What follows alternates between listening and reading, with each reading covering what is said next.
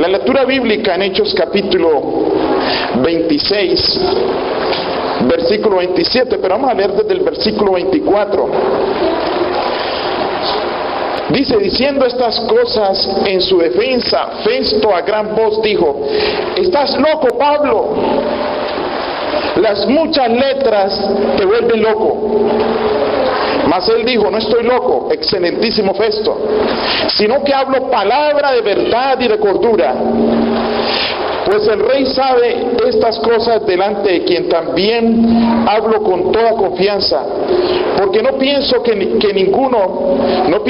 ignora nada de esto, pues no se ha hecho esto en algún rincón. Y entonces le pregunta Pablo al rey Agripa: ¿crees, oh rey Agripa, a los profetas? Yo sé que crees. Entonces Agripa dijo a Pablo: por poco me persuades a ser cristiano. Casi me persuades a ser cristiano. Pero una cosa es que casi lo persuada a ser cristiano, y otra cosa es que se convierta en un cristiano, que acepta a Cristo. Una cosa es simpatizar con Cristo y otra cosa es aceptar a Cristo. Por poco me persuades a ser cristiano. Hace algún tiempo, yo diría unos 5 años o quizás 6, no recuerdo, María Luisa se compró un marranito de alcancía, esos que le echan moneda. Yo no sé dónde lo consiguió, y me dijo que ella ahí tiene una alcancía, que iba a echar monedas, que iba a ahorrar. Pero lo curioso fue que pasaba el tiempo y yo estoy el que le echaba dinero al marranito ese, al puerquito, no sé cómo le dicen, hasta que empezó a coger peso. Y yo le echaba y él cogía peso. Y María Luisa decía: estoy ahorrando, porque ella es dueña del puerquito, el marranito ese, y yo soy el que le echaba monedas. Bueno, ella de vez en cuando le ha echado, al punto de que se ha vuelto tan pesado que ya casi eso es como una piedra que no se puede levantar de tantas monedas que tiene. ¿Pero por qué? Porque solo se le ha echado, no se le ha sacado.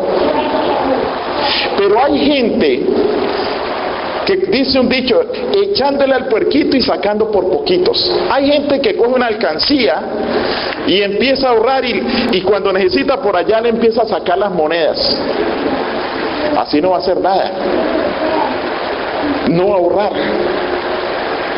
La vida espiritual, en la vida espiritual también podemos pensar que podemos ahorrar. ¿Ustedes saben que espiritualmente se puede ahorrar?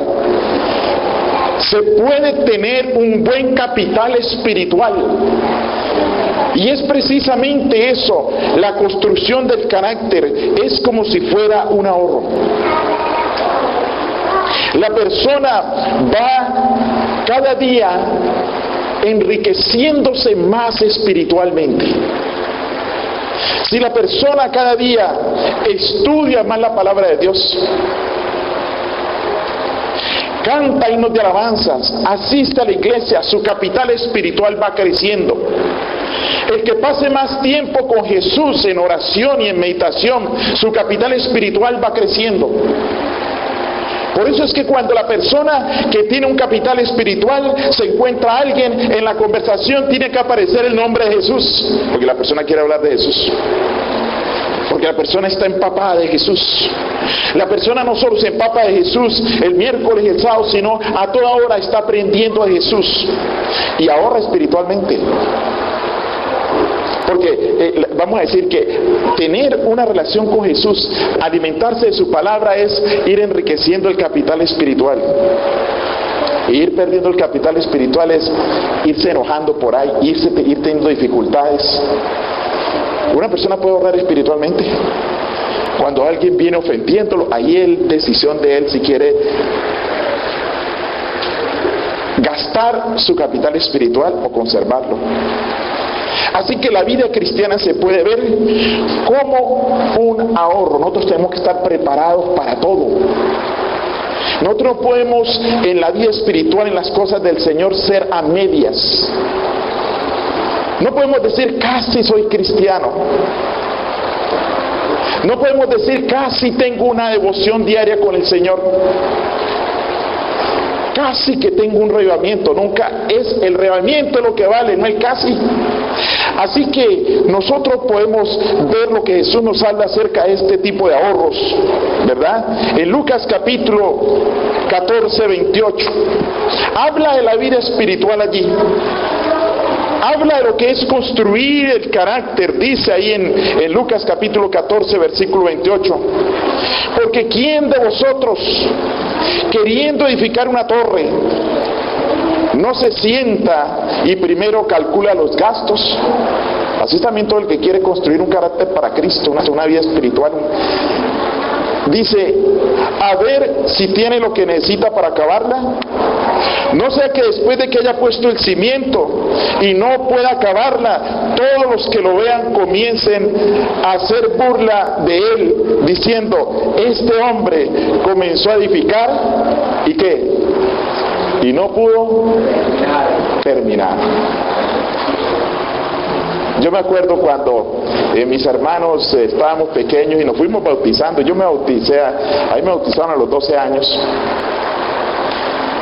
Y unas hermanas mayores que no estaban bautizados, cada que el recién bautizado cometía un error, mírelo, dice que bautizado, mire, este está bautizado, mire lo que está haciendo. Está haciendo chorizo para el diablo, así decía. Mírelo, mírelo, y siempre señalando. Y entonces ya a los otros les daba miedo bautizarse, porque pensaban que estar bautizado es estar perfecto, sino que después del bautismo empieza la construcción del carácter, Y los discípulos les pasó una vez que estaban tratando de sacar un demonio, y ante los demonios se burlaron de ellos, porque les faltaba capital espiritual, les faltaba estar más con Cristo, les faltaba conocer más del Señor. Y dice aquí que quién de vosotros, quién el que quiera construir, no se sienta y analiza si tiene todo el capital suficiente para construir. ¿Quién? Mis hermanos, nosotros tenemos que en todo lo que se trate para el Señor poner el 100% de nosotros.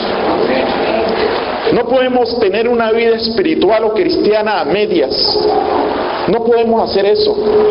Todo lo que nosotros hacemos y el oficio para el Señor debe ser en completo servicio y debe ser con toda dedicación. Cuando estaba estudiando, en ese tiempo yo vivía en Nueva York, hace algún tiempo, no digo tantos años porque pues empiezan a decir que uno es viejo, pero yo me graduaba, estudiaba y vacaciones me iba a Nueva York, y la iglesia de la cual era miembro y fue la primera iglesia que tuve la oportunidad de ser pastor, fue la iglesia de Corona, Queens, no sé si alguno la conoce. Y cuando iba de vacaciones, el pastor que estaba allí me preguntó, ¿cómo te van los estudios? Y yo le dije, gracias a Dios que el Señor me ayuda a que me vaya bien, y le mostré las notas, ¿no? Yo siempre luchaba, y cuando con una clase trato de sacar lo mejor, lo máximo, no por vanagloria, sino porque cuando uno hace algo, el Señor lo puede ayudar a uno a hacer lo mejor, lo máximo, y el cristiano siempre va a hacer lo mejor y lo máximo. Y el pastor me dijo, no voy a decir el nombre de él, ¿no? Me dijo, no, cuando yo estudiaba teología, yo trataba de pasar con lo mínimo, con tal era de pasar. Yo trataba nomás de pasar. No importa que sacara A, B o C, con tal de no sacar D, ¿no? O F, que es perder. Porque en teología, aunque con D se pasa una clase en todos los lugares, con teología uno no puede pasar con D.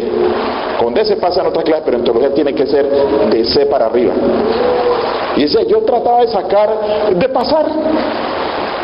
Y entonces yo no le decía nada, yo le dije, pero le pregunté, ¿y por qué trataba nomás de pasar? ¿Por qué no trataba de sacar A? Y dijo, es que yo pasaba nomás con A porque trataba de pasar, no me interesaba llegar a A porque no quería quitar mi tiempo de mi vida espiritual y no quería dejar de estudiar la lección de escuela sabática, y yo me quedé impresionado con eso. Porque me estaba queriendo entender que para ser, en cualquier profesión, vamos a decir, en este caso en el pastorado, para sacar buenas notas en las clases de teología y la lección de escuela sabática eran dos cosas que no podían ir a la vez. Y mucha gente cree que si está bien consagrado al Señor, en su trabajo puede ser mediocre, nomás medio trabajar para que le paguen, pero no puede hacerlo totalmente. Nosotros no podemos, las cosas espirituales, pensar que si le servimos a Dios de todo corazón, vamos a fallar en las otras áreas de nuestra vida. No, Dios nos puede hacer prósperos en todo. Nadie debe temer que si se consagra al Señor, que se hace obra misionera, va a tener negligencia con su hogar o a tener negligencia con su trabajo. No es excusa ser mal padre o mal hijo que porque se está dedicado a la iglesia. No es excusa a un estudiante cristiano sacar malas notas que porque está ocupado en la iglesia. Cuando se hace eso, se está mostrando que el cristiano tiene que fracasar para poder ser buen cristiano en todo. Pero la Biblia no dice eso. La Biblia nos muestra que Dios está dispuesto a bendecirnos en nuestra entrada, en nuestra salida. Y cuando nosotros estamos con Dios, Dios nos puede hacer prósperos en todo. A mí me encanta cuando leo la Biblia y que el Señor le promete a sus hijos en el Antiguo Testamento, cuando dice, en el Nuevo Testamento también, cuando dice, de ahora en adelante, todo lo que se te viene a mano, hazlo porque Jehová está contigo. O sea que cuando la persona pone su voluntad y le dice, Señor, tómame, haz tu divina voluntad en mi vida, Señor. Cuando la persona hace eso y se entrega totalmente al Señor, el Señor empieza a dirigirlo, y lo que tiene es prosperidad. Claro, yo con esto no estoy predicando un evangelio de total prosperidad, porque hay un señor por ahí que le llaman Don Sata. El enemigo ataca a los hijos de Dios, pero Dios es más poderoso. Dios es más poderoso. Así que nosotros debemos de confiar en el Señor. Yo recuerdo una historia que dice que en una aldea allá en el África, en la aldea iban a hacer una fiesta y el cacique pidió que trajera, porque la aldea parece que no estaba bien económicamente, no daban fondos. Dijeron, vamos a hacer una fiesta, pero cada familia va a traer el vino. Lo van a echar en un contenedor grande y de ahí se va a servir en la fiesta. Entonces, uno de los aldeanos pensó, pero no, yo no puedo gastar mucho dinero en vino, no tengo dinero. Lo que voy a hacer es una cosa, eso no va a notar. Como todo el mundo mete ahí la vasija y vacía allí, pues yo lo que voy a llevar es agua. La llevo así tapadita. Y cuando me toque vaciar mi vino, la meto allí, y que suene eso ahí cayendo, el líquido allí, y nadie se da cuenta. Entre tanto vino, un poquitico de agua que le eche, eso no se va a notar. Pues resulta que cuando fueron a servirlo, lo que había allí era pura agua, porque ahí todos han pensado lo mismo. Que el poquitico de agua de ellos no se iba a notar entre todo el vino de los otros, porque ellos se confiaron en los otros. Los otros van a llevar, yo nomás he hecho agua allí. En la obra de Dios no podemos hacer eso, de pensar otros van a ganar almas, otros van a hacer la obra, yo ahí voy al paso, ahí medio, por poco, como dice Agripa, o casi. No, Dios quiere de nosotros un servicio dedicado, una consagración total al Señor, hermanos. Y es posible, porque cuando nosotros nos entregamos al Señor y amamos a Jesús, nosotros vamos a estar dispuestos a hacer lo que sea por Jesús. Lo que se necesita es amor, es contemplar el Calvario. Yo siempre comparo esto con la vida matrimonial. Con la vida matrimonial, cuando se mantiene el primer amor. En la vida matrimonial, cuando está uno de novio, pues está ahí pegadito allí, junto a ella. Y cuando uno anda en la calle, ven una pareja y dicen, yo sé cuándo son casados y sé cuándo no. Hermanos, yo trato con mi esposa de mantener el primer amor y en la vida espiritual también debemos de mantenerlo. Todos los días hablarle, decirle mi amor, dale besos, no importa que lleve 15 años de casados, o 30 o 40. Y si estoy acostado, a veces estoy acostado y dice, ay cariño, tengo sed. Y aunque yo esté cansado y todo eso, como la amo, salto de la cama a traerle un vaso de agua, porque la amo. El que no la ama, quizá le diga, es que no tenés pies para ir allá y sacarlo. Y tráeme también de una vez a mí. Y tráeme a mí también. Y cuando están de casados, de novios, llamándose, hablando, y la persona lo llama y lo llama todo el día y ya se acabaron de ver, le estaba haciendo la visita y se fue, y otra conversación de 1 o 2 horas. Pero ya después de casado van caminando. ¿Dónde está su esposa? Por allá atrás viene. ¿Dónde está su esposo? Allá adelante va. Lo mismo es en la vida espiritual. Si amamos a Jesús, nosotros vamos a hacer las cosas 100% para Él. Hacerlo mejor. No hacer las cosas a media, hacerlo mejor. Pero desafortunadamente, la iglesia de nuestro tiempo, cuando hay más riqueza, es cuando menos espiritualidad hay. Cuando la persona tiene que conducir a la iglesia en el vehículo, en un momentico a la iglesia. Antes había que caminar y caminar. Yo nunca puedo olvidar una región que llamaba El Pital. En la casa se enojaban porque me iba a predicar a ese lugar. Y había peligro porque tenía que andar en un bus escalera que le llaman Chiva, allá a ese lugar, y después tenía que caminar como 1 hora y media. Y como siempre tengo la costumbre que tengo que, para las cosas de Dios con corbata, tenía que andar por la montaña con corbata. Y si llovía o lo que sea, a veces recibía el sábado ahí en la loma para ir a predicar a estas personas, y me quedaba yo allá. Cuando una noche me dice el hermano de allí, a las 2 de la mañana lo voy a despertar. Y entonces yo le pregunté para qué, porque me daba pena con el Señor, que Él me iba a mostrar algo. Yo dije, ¿qué era que me va a mostrar a las 2 de la mañana? Y me despertó. Y me dijo, ustedes esas luces que vienen allá arriba en la montaña, son los hermanos que ya salieron para acá. 6 horas de camino para ir al culto. No importa que llueva y lo que sea, bajando a la montaña todos campesinos, ya vienen ellos allá a las 2 de la mañana, ya llegan a las 8. Así que usted mañana, por favor, nos da la escuela sabática, nos da el culto divino, y después de que almorcemos tiene la sociedad de jóvenes, porque tienen que a las 2 salir para estar allá a las 8 de la noche. Hermano, para caminar 12 horas el sábado para ir a la iglesia, 6 días y 6 de venida, es porque se ama a Cristo. Es porque lo que se va a buscar allá vale. Y porque la persona está dispuesta a buscar al Señor y aprender. Así que nosotros, hermanos, consideramos que ahora, cuando la iglesia de Dios, donde más hay comodidades, es de la iglesia más fría. Qué triste, ¿verdad? Eso es lo que dicen. Yo creo que todos están de acuerdo, ¿verdad? Que así es. Porque yo a veces veo en esos reportes misioneros y presentan, fueron a hacer una campaña a la India y se bautizaban en cantidad. Y mire esa gente, y mire cuántos bautismos. Y por acá, ¿qué está pasando? La Biblia dice en Apocalipsis capítulo 3, versículo 14, dice: escribe el ángel de la iglesia de la Odisea, he aquí el amén, el testigo fiel, el verdadero, el principio de la creación, dice esto: yo conozco tus obras, que no eres ni frío ni caliente. Ojalá fuera frío o qué, o caliente, porque es una condición de que casi que estoy caliente y casi que estoy frío, casi, por poco estoy caliente, por poco estoy frío. Bueno, la realidad es que está tibio, pero la tibieza no le sirve al Señor. Dice el versículo 5, el versículo 6: por cuanto eres tibio y no eres frío ni caliente, te vomitaré de mi boca. Porque tú dices: yo me he enriquecido, de ninguna cosa tengo necesidad, y no sabes que eres un desventurado, miserable, pobre, ciego, desnudo. Por lo tanto te aconsejo que de mí compres ¿qué?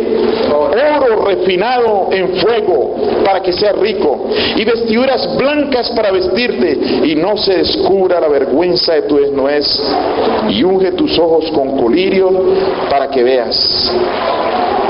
La condición de la iglesia de la Odisea es que casi que como que hace la obra de Dios, casi que se consagra, por poco se consagra. Y el versículo 19 dice: yo reprendo y castigo a todos los que amo.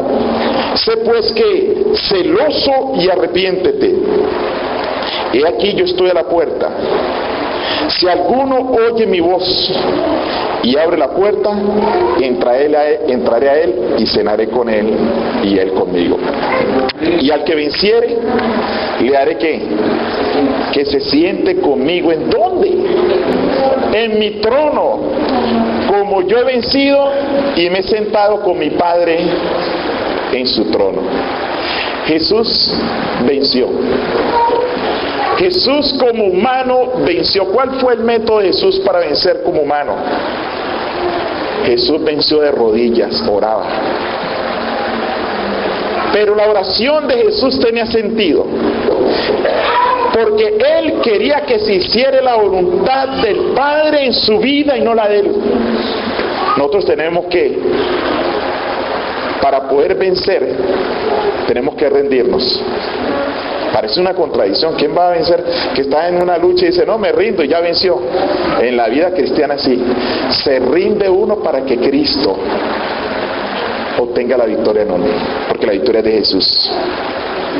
Hermanos, Jesús sabe la condición de la iglesia en los últimos tiempos, y Jesús tiene un consejo. En Lucas 16:8 dice, y alabó el amo al mayordomo malo por haber hecho sagazmente, porque los hijos de este siglo son más sagaces en el trato de sus semejantes que ¿quiénes? Que los hijos de luz. Los hijos de este siglo son ¿qué? Más sagaces. El Señor quiere que sus hijos sean ¿qué? Sagaces. Y hay gente que le queda difícil entender estos versículos y dice, pero el Señor ¿cómo quiere que se alabe a un malo? Dice el versículo 9, yo os digo, ganad amigos por medio de las riquezas injustas, para que cuando éstas os falten, os reciban en las moradas eternas. Con las riquezas injustas. Alguien podrá preguntar, ¿y qué es esto? A mí me preguntó alguien, ¿estas riquezas injustas son qué? Es que hay gente que hace riquezas con el narcotráfico y hace amigos. ¿Qué son las riquezas injustas? Cosas que se han robado. Es difícil, ¿no? Porque aquí dice, hacer riqueza, le está diciendo el Señor a sus hijos. Hacer riquezas hacer amigos con las riquezas injustas. ¿Cuáles son las riquezas injustas? Es una buena pregunta. Yo creo que lo automático es pensar, no, pero y todo esto que tengo me lo he ganado con el fruto de mi trabajo. Aquí en el contexto de la Biblia, hermano, las riquezas injustas son las riquezas materiales. No que se hayan ganado ilícitamente, son las riquezas materiales. Porque las riquezas y las posesiones de esta tierra, no fue Dios quien las trazó así. Dios nunca dijo, tal tierra le pertenece a fulano. No, fueron los seres humanos, que en la época de un hombre llamado Pelec, con G al final, no es el jugador de fútbol Pelé, sino Pelec, alguien dijo, esto es mío, y dice que la tierra se la dividieron, el otro, esto es mío, se apoderaron de las cosas de Dios, y luego inventaron una cosita que aquí en Estados Unidos es verde, son los papelitos verdes. Inventaron los papelitos verdes que uno tanto utiliza a diario. Esas son las riquezas injustas, porque no fueron riquezas. Dios no fue el que trazó ese sistema, fueron los hombres. O sea que las riquezas injustas son las que perecen. Y dice, hacer amigos ¿con qué? Con las cosas que perecen, para que cuando os falte os reciban ¿en dónde? En las moradas eternas. Todos nuestros recursos deben de ser empleados, nuestros talentos, nuestra fuerza, nuestra energía deben de ser empleados para servir a Dios. Dios debe ser primero. Nosotros no podemos tener a Dios en nuestra casa como por ahí en lo último en la lista. Voy a hacer el presupuesto. Y todas las cosas están ahí al final, coloco las cosas de Dios. O el tiempo, bueno, yo voy a hacer tal cosa. No, ahí me va a quedar un tiempito para el Señor, para leer ahí por encimita la lección. Y después la persona leyó, hasta está pensando otra cosa, y yo, ya yo estoy en la lección. Y está satisfecho. Dios debe ser primero. Nosotros no hemos de servir a Dios por poco o a medias, sino que debemos de servirle al Señor de todo corazón. Es como un hombre que se puso a trabajar 2 trabajos durante la semana y un part-time o medio tiempo en fin de semana. Las únicas horas que no trabajaran las del sábado. Uy, ya se va a ocultar el sol, ya tengo que dejar de trabajar. Y el sábado, ay, ¿a qué hora se ocultará el sol para irme a trabajar? Que tenía trabajo el domingo y 2 trabajos. Iba a la iglesia, por poco era cristiano. Mire, hermano, no, yo no puedo aceptar cargos en la iglesia porque es que yo estoy construyendo una casa en mi país y yo honestamente no le puedo dedicar nada a la iglesia porque es que estoy enviando dinero para que construyan esa casa, una casita allá. Y trabaja y se trasnochaba, trabajaba overtime y envía dinero para que construyan esa casa. La vida espiritual totalmente. El pobre hombre era como un zombie. Llegaba casi a dormirse a la iglesia porque toda la semana trasnochándose, trabajando overtime, trabajando horas extras, y otro trabajo el domingo, trabajo de día y trabajo de noche, y trabaje para construir esa casa y pasar 1 año, 2 años y construyendo allá hasta que al fin terminó de construir y se fue a conocer una tremenda, gran casa que construyó y por la cual no podía servir al Señor en nada. Porque es que yo no tengo tiempo, yo tengo varios trabajos, por eso yo no puedo tener cargo en la iglesia y estoy bíblico, no tengo tiempo para dar, no puedo.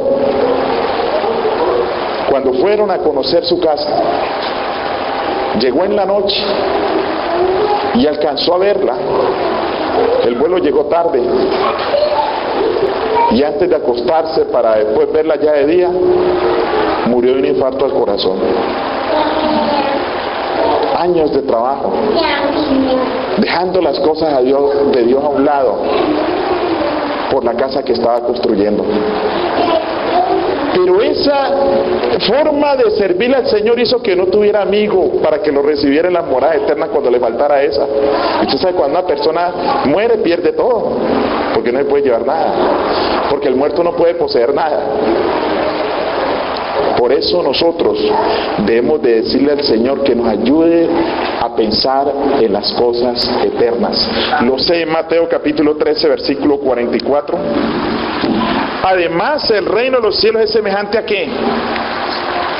¿A qué semejante es el reino de los cielos? A un tesoro escondido en el campo, el cual un hombre halla y ¿qué hace? Y lo esconde de nuevo. Ahora, ¿ustedes creen que mejor no debió llevarse de tesoro para otro lado? ¿Ah? Porque después llegar y venderlo todo para comprar ese terreno, mejor se lo lleva para la casa, ¿no es cierto? Yo pienso que lo que aquí dice fue que lo descubrió y después lo tapó con tierrita. ¿Cómo no puede sacarlo? Si no, lo hubiera llevado. ¿Y qué hizo él? Fue que y vendió que todo lo que tenía y compró ese campo para que fuera él. Así es el reino de los cielos. Cuando la persona por la fe sabe que las cosas eternas son las que valen. Todas sus cosas, toda su vida va a estar girando en torno a las cosas de Dios.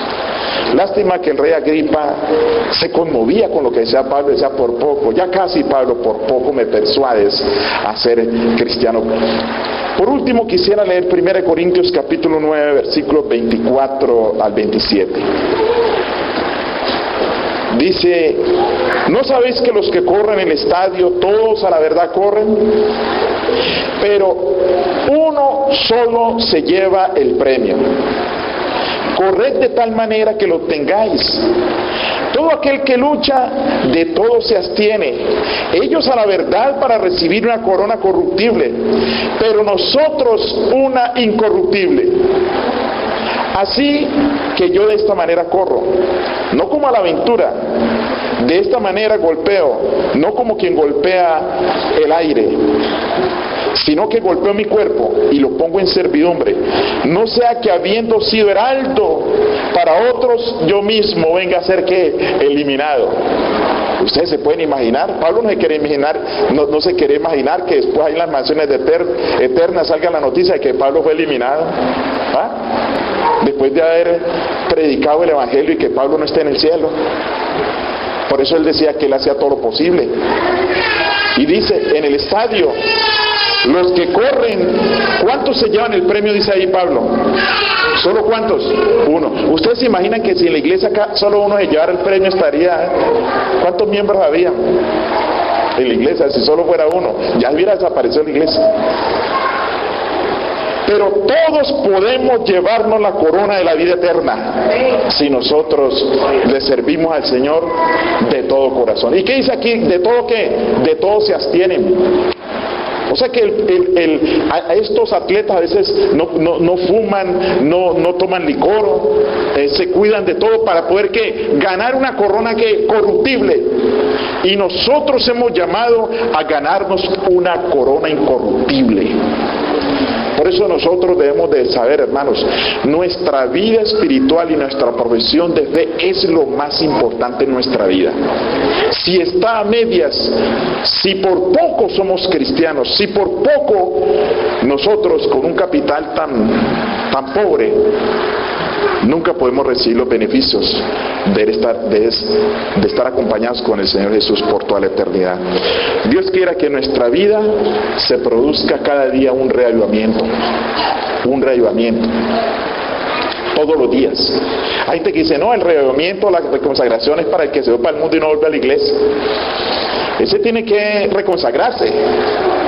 No, nosotros todos los días debemos de renovarnos, ser nuevos en Cristo Jesús. Si la persona entiende eso, la persona va a tener el primer amor, porque todos los días va a reconocer, Cristo, necesito de ti, necesito, Señor. Es como está en ese primer amor. Pero el que dice, no, ya yo llevo 50 años de cristiano, hace 40 años me entregué al Señor y yo era consagrado, yo me acuerdo que yo era así, ahora sí. Ahora la persona después de 40 años cree que ya se graduó, que la vida cristiana es como un estudio, el diploma lo tiene guardado, ahí está mi certificado bautismal, ya estoy bien. No, todos los días necesitamos nacer en Cristo de nuevo, nuevecitos. Imagínense, todos los días uno ve un cristiano nuevecito, como la piel de los niños. ¿Ustedes quieren tener la piel de un niño? ¿Cuántas personas no luchan aplicando unas cosas por ahí y operaciones para tener la piel de un niño? Y muy difícil, va a tener que esperar hasta que Cristo aparezca en la nube de los cielos. Pero en la vida espiritual podemos ser como un niño, así dice la palabra de Dios. Si no fueres como niño, no podéis entrar al reino de los cielos. Dios quiera, hermanos, que aquí en esta ciudad la luz del Evangelio pueda esparcirse.